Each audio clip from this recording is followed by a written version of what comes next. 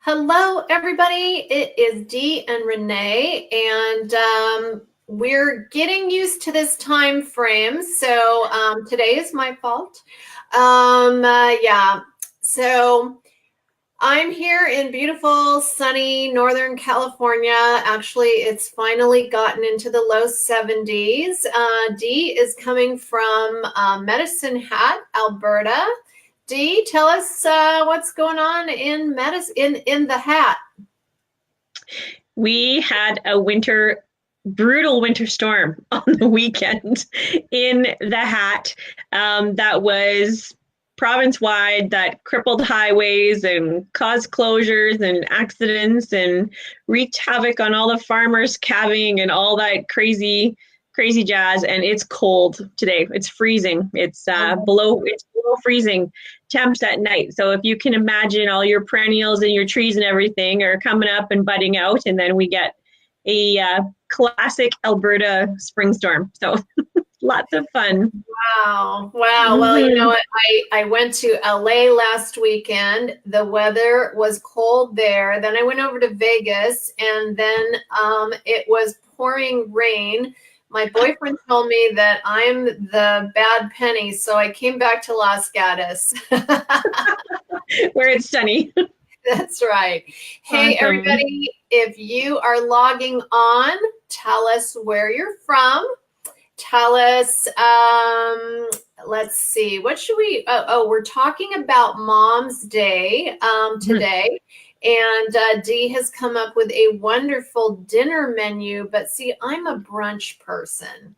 So I put a poll out there and thought I would see if, how many of you like brunch and how many of you like lunch. I noticed that Melissa said both was her preference. So yeah, you know, I'm more like, so like I have brunch booked in Palm Desert. We're taking the moms, Stella and Shirley, out for brunch. And Love so it. that's going to be in 2 weeks. So 2 weeks is Mother's Day.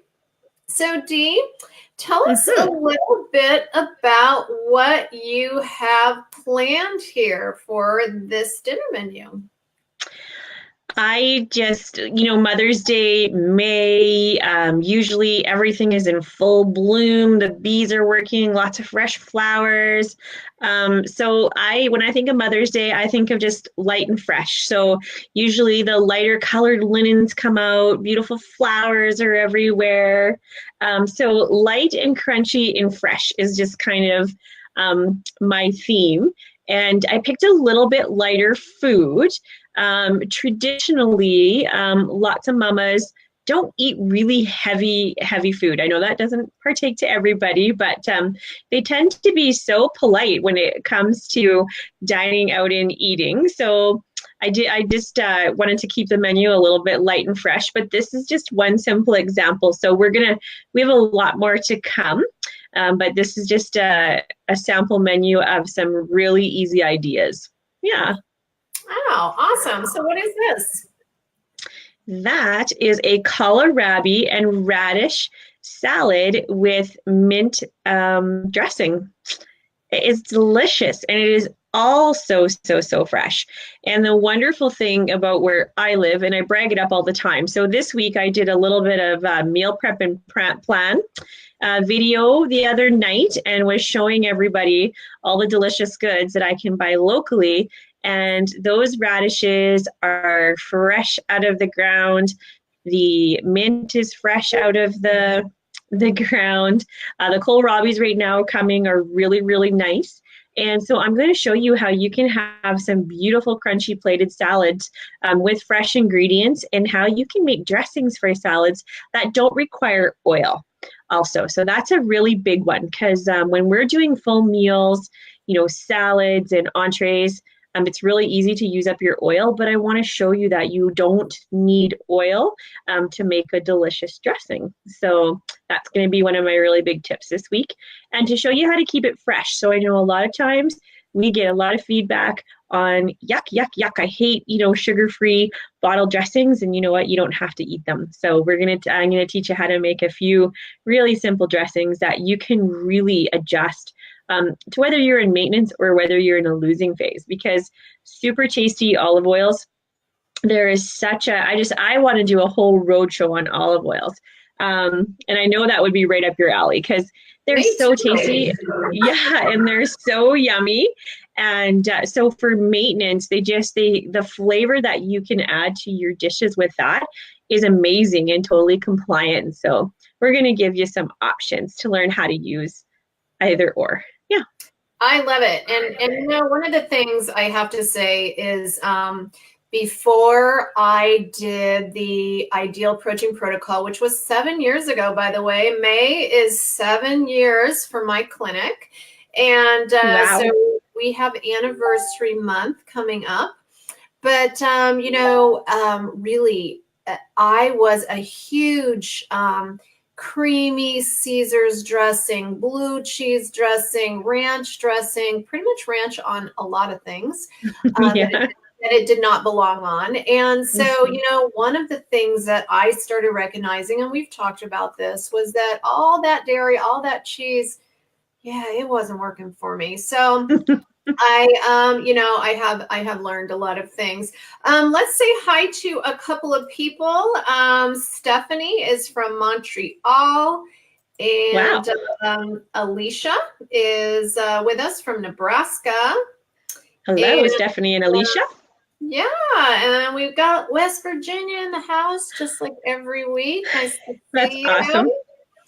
Yeah. So if you're just logging on, one of the biggest things that we can do for our friends and family is help them, and not by preaching what we do, not by preaching low carb or preaching you gotta, eat healthier or what have you, but by living by example. And so sharing this out to all of your friends and family. Like, these are some of my favorite recipes.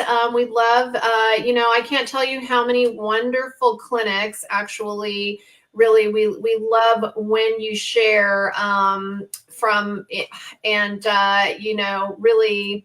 So Sandy, I noticed that you hit the review button and gave us a wonderful review. So thank you so much.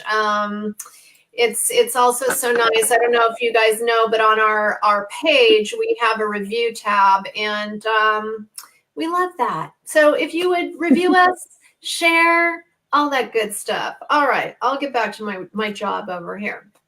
Okay, this looks very gorgeous in springtime colors. Mm-hmm. Color is, my lecture. Color is very important to me. We need to eat more than just green. And, I can talk about cabbage and fennel all day. So they're delicious. Not only are they delicious, but cabbage is such an economical veggie. So I always like to talk about that. A little goes along, like a head of cabbage turns into so many cups of awesome veggie. And the pictured here is a braised cabbage and fennel seasoned with caraway seeds. And what is really neat about caraway seeds is they're actually considered a fruit. The seed pod is considered a fruit, but they are so high in fiber that they basically have no carbs. And so they're an amazing season, ground or in the whole seed form. And so with just a touch of salt and pepper and vinegar and a tiny bit of sweetener, if you choose, you can make a delicious and oh so simple side dish. And I chose, we're not using onions because they caramelize when they cook, but fennel does not caramelize. And pears, caraway also has a slight licorice flavor, and so does fennel. So they marry together really wonderful in the pan. So a simple side dish, but also a side dish that works well with any protein choice. So you could serve this with anything from, your tofu to chicken to steak. And today I paired it with poached snapper, actually. So I actually did poached snapper and poached cod to show you. The cod was devoured before I was able to take a picture. So pictured is going to be the snapper today with our braised fennel and cabbage. And I love purple cabbage. I love green cabbage too, but purple cabbage is so showy on a plate or in a salad or as a garnish. And of course, I want at least 5 different colors in your journal every week. And so purple cabbage is an excellent addition to get another color into your journal. Yeah. Yeah, I love that. And I'm seeing a theme here at your house where things get eaten before the pictures are taken. What's up with that? Yeah. I have vultures hanging around the kitchen when I am cooking good food, and very often they're quite funny because they'll come in and they'll be like, "Oh, is that IP?"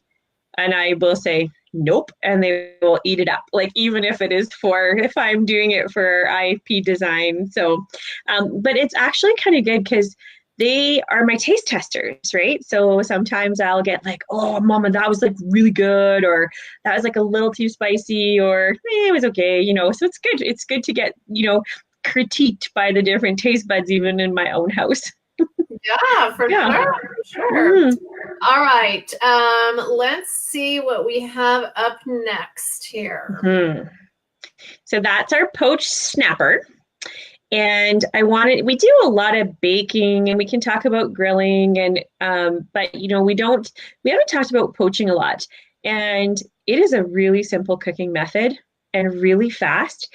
And you can infuse a lot of flavor into foods that you poach. And so when you poach something, you're really simmering it. You're not boiling it. It's a simmer.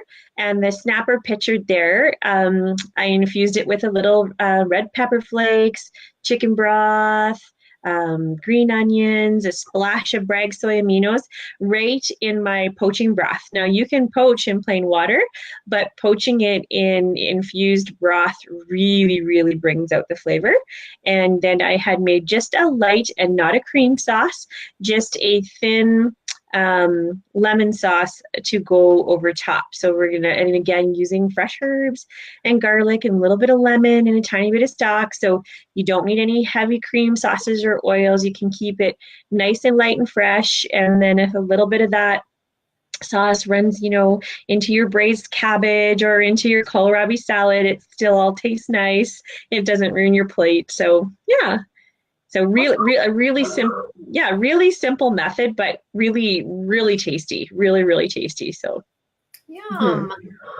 Okay, so now we've got the 3 here. We've got the snapper and the 2 salads that look delish. So basically, we have kind of like 2 menu items going, or 2 different menus. Is that the deal?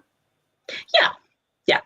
So this would be my dinner number 1. What the nice thing about this plate, both plates that we're going to show you actually, they're light enough to do for a lunch, but also satisfying enough to do for a supper as well. And pictured is 2 cups of your vegetables. So 1 cup of your kohlrabi radish salad, and the other one is the 1 cup of the red cabbage and purple cabbage and the fennel. And then that is 8 ounces of fish there. But I mean, you could easily split that into 4 and also divide up your protein for the day as well. So, and another thing that was recently talked about and brought to our attention is that, women, if you cannot get your full 8 ounces in per day, that's okay. 6 is acceptable. And so if you like fish once in a while, it's a lighter choice and might be just a little bit easier for you to get in as well if you don't, or maybe you don't digest red meat well, or, those types of things. So, yeah. Yeah, I agree with you. I've said that for a long time to my clients is 6 to 8 ounces. And particularly when you move into phase 3 and phase 4, I think 16 ounces of protein for a lot of people, just, if you're a tall person, I get that, but maybe, a lot of my clients are 5'2" or 5'5", or, it's a lot. So yeah, I agree with that. Mm-hmm. Okay, what do we have here, Dee? That is a warm potato salad, and I did it with turnips. Now you could use kohlrabi, you could use rutabaga, you can use turnip, any of the firmer, selector veggies will work, and you roast your veggie and then you dress it. So this one has I did use just a smidge of amazing mayo, not a lot because you don't need a lot, but it has fresh cilantro and it has chili powder and just salt and pepper and garlic, some simple, 2 full cups roasted beautifully in just 1 teaspoon of olive oil as well. So also learning amounts where you don't have to use excess ingredients to get beautiful results. And so a warm potato salad. And once it cooled off and was cold, still super delicious. So you could put it in your fridge and enjoy it the next day, or it doesn't have to be consumed hot. Just put a nice change up from cold faux potato salad, and a nice change from cauliflower, because cauliflower gets used a lot for things like faux potato salad, and the turnips were gorgeous, and they roasted quick, and that sometimes just really easy, like chopping your vegetables, roasting them for a bit, throwing them in a bowl of seasoning, boom, done.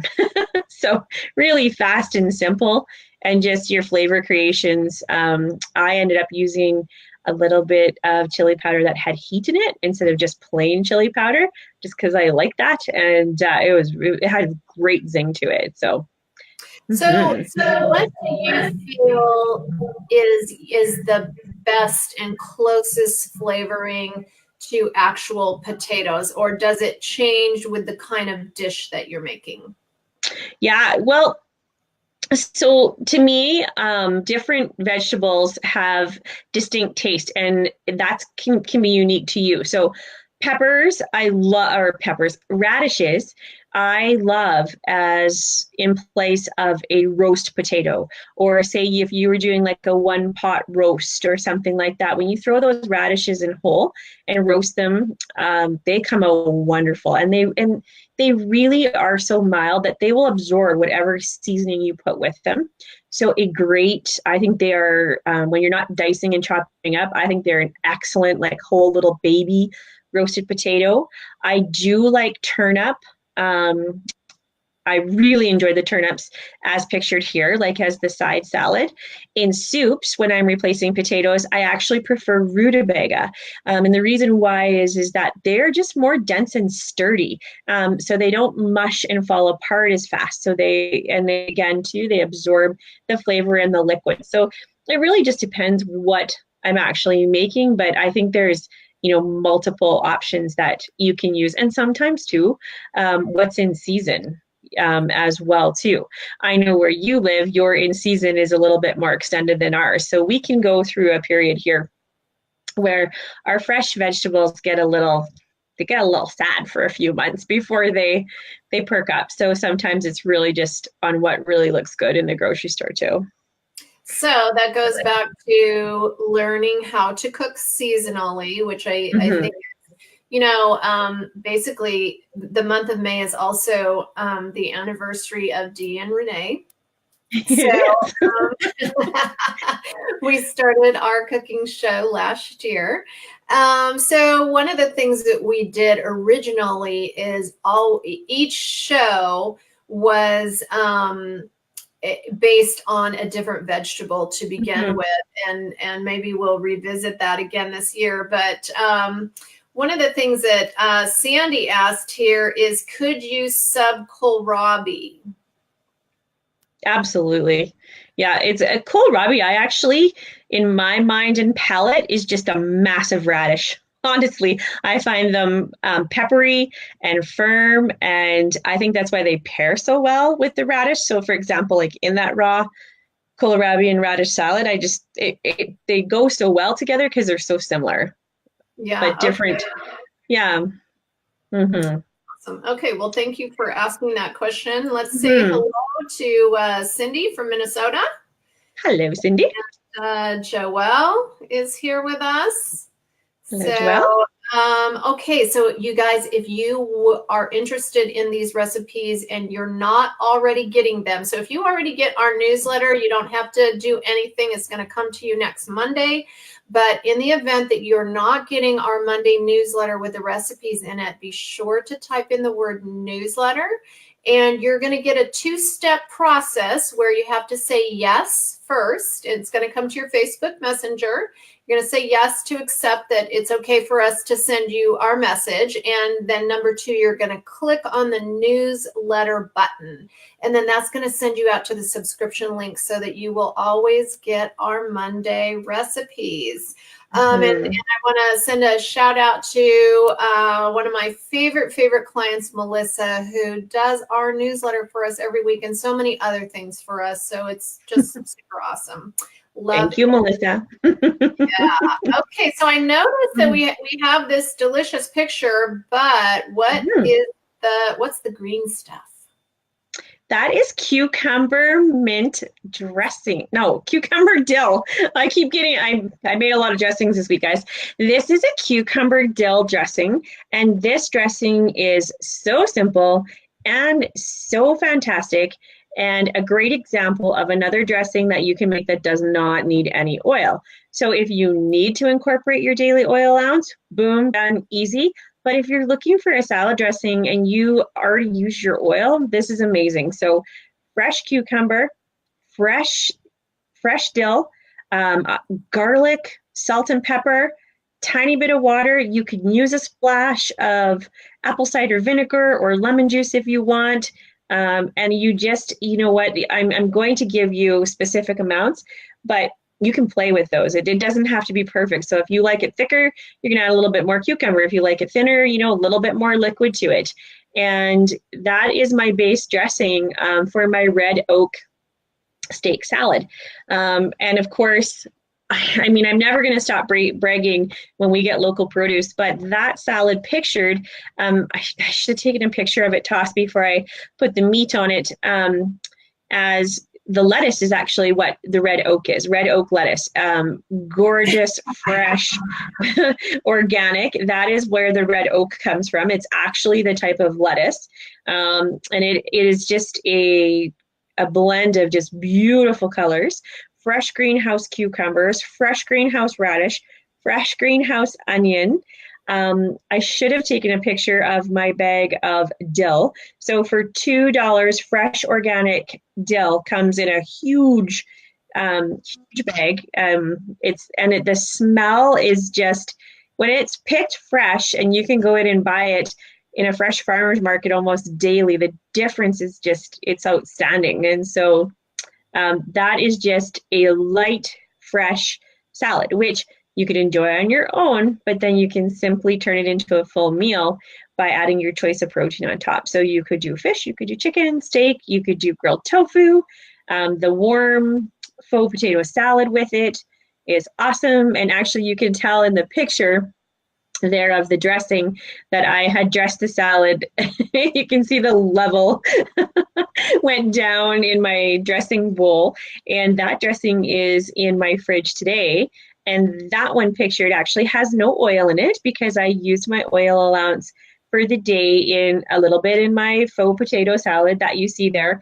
And I used also a little bit in another recipe. So I had no oil left for my own consumption. And so I'm showing you a dressing that has no oil in it, just so that you can see the texture in it. You can see the consistency of it, and really light, fresh, and tasty. So, and I love salads with protein as a meal. Like love them. Mm-hmm. I do too. I almost every day. Mm-hmm. Okay, so we're at the dessert part, and tell us what this. I know I probably read it somewhere, but what is this, Dee? Oh, so this is my jelly roll. So 3 years ago, I made an ideal protein friendly jelly roll, and the traditional way. And since I made it the traditional way, then I made it with the vanilla drink mix. So gluten-free. So for anybody who needs a gluten-free recipe, it works with the certified gluten-free vanilla drink mix, but it also works with a caramel mug cake and so on and so forth. And you can reserve those chocolate chips to spread in the middle. And but as always, I really feel like we eat with our eyes. And so this goes back to, so if you scroll through our old recipes, you'll see that I have used edible flowers and some lemon muffins and things like that, just to make it pretty. Because I don't believe that everything needs icing, glaze, or a sauce to taste wonderful. But a few weeks ago when we were in Seattle, we had a delicious dinner and I had a delicious drink, and they had put a pansy in the drink, and that's what made the drink so fantastic, because it was just pretty to look at. And so it's planting time, and pansies, violas, or whatever you call them, are in abundance, and a perfect way to perk up a plate. And the great thing about them is that they're edible. You can dry them. They look pretty on the table. You can plant them in your garden. They will come back every year. And so that was just my way of making a Mother's Day dessert really eye-pleasing. So now you didn't take a picture of the inside? I did. Oh, you did? Yeah. Did you got it? Nope. Yeah. Oh, shoot. Should I send you one? Did you post it on the page? Yeah, there's one on the page. Okay, I'll see if I can look that up. But I do want to let all of you know that the vote is in, at least so far. We've had 40 people vote, 30 people love brunch, and 10 people love dinner. So brunch is the winner. All and right. So what that tells you, Dee, is that next week we need to we need to do brunch for next week. All right. So now I'm going to take this down, and I am going to pop up a picture of the jelly roll here. Let's see if I got the right one here. Let's see here. So tell us any tips that you have while I'm looking for the jelly roll. So it can be made so you can do a single serving, you can double, triple, quadruple it. I give you the recipe as a traditional, how you do it traditionally, like from when we were kids in the kitchen. And so you make a thin batter, you spread it thin, you don't cook it for very long, and then you roll it up in a tea towel so that the jelly roll holds its shape. And then you can unroll it while it's still warm, and you can fill your center with any phase one appropriate filling. So maybe you want just a little bit of cinnamon and some maple syrup, or maybe some melted Walden Farms jam in the middle. I have done it with the caramel mug cake, where you reserve the chocolate chips and then you spread the chocolate in the middle, roll it back up while it's warm, and the chocolate melts, and then you can have a caramel mug cake chocolate roll. You can ice them with pudding and some melted jam, or you can just leave it absolutely plain. They're delicious. When I sample it in clinic, I don't ice it. I just leave it.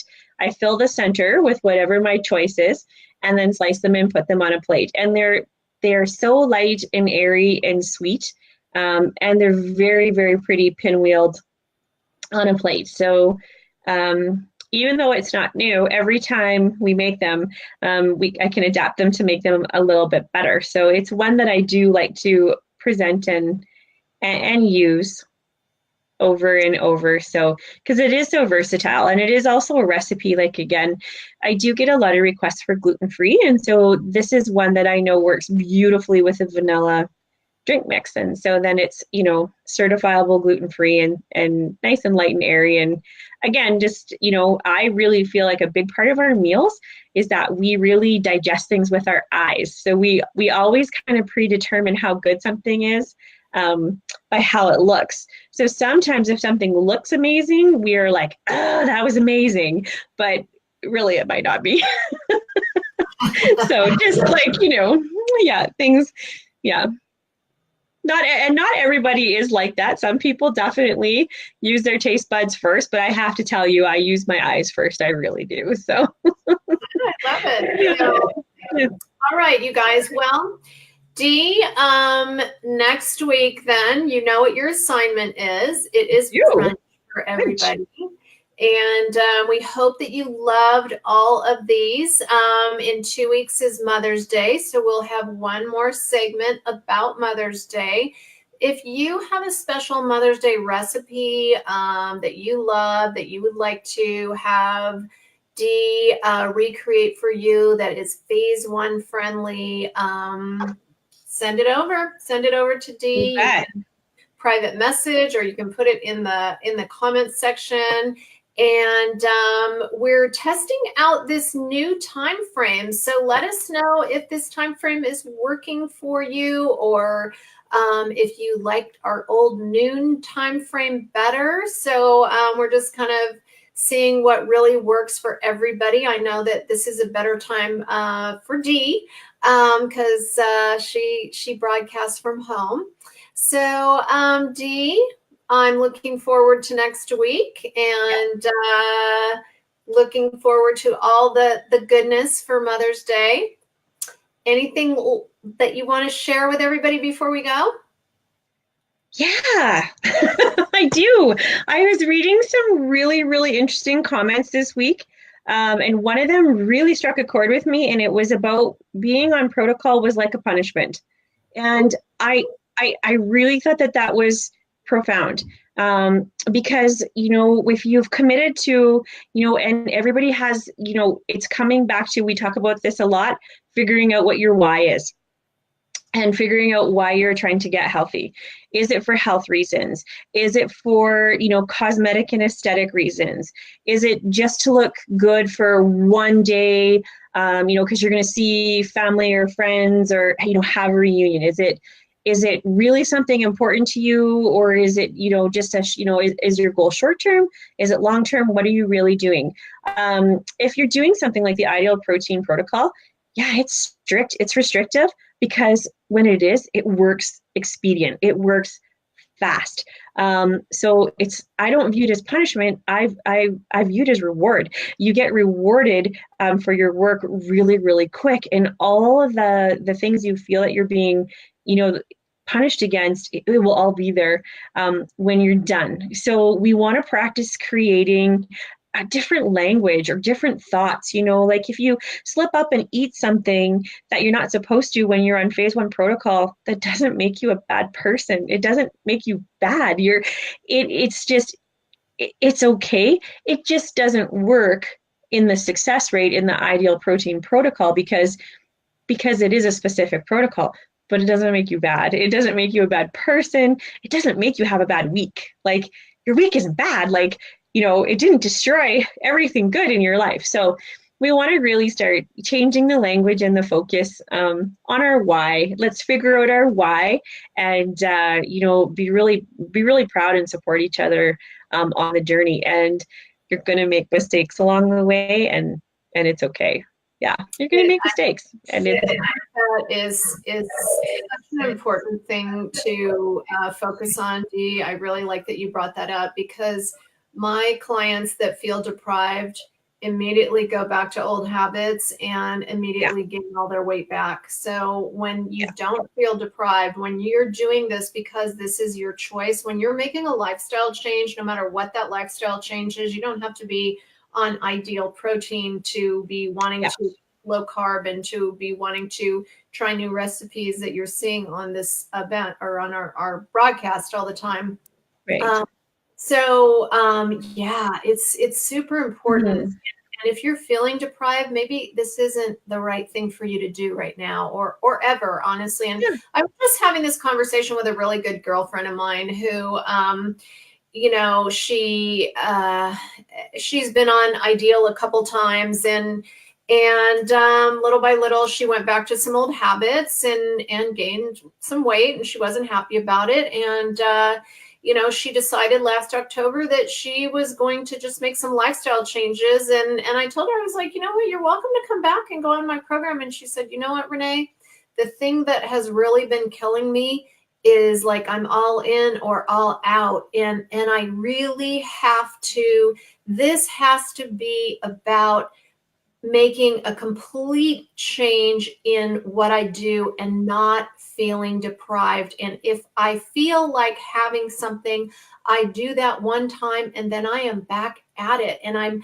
not Yeah. letting that one thing send me off and boom, I'm gaining all my weight back. I just took that one moment to have that one deviation, or I don't even want to call it a deviation. I made a conscious decision to go to this event or go to this party. I did this and done. And then moving back along. And she's successfully, she's almost at her goal now.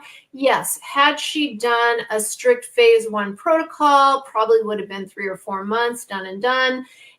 But she chose that she wanted to make this long term and make complete lifestyle changes. And so I love that you brought that up, because for that time of year where the sun's starting to come out and we're wanting to get active again and we're wanting to do this, that, and the other, and just knowing that you don't have to stop your progress that you've made all along.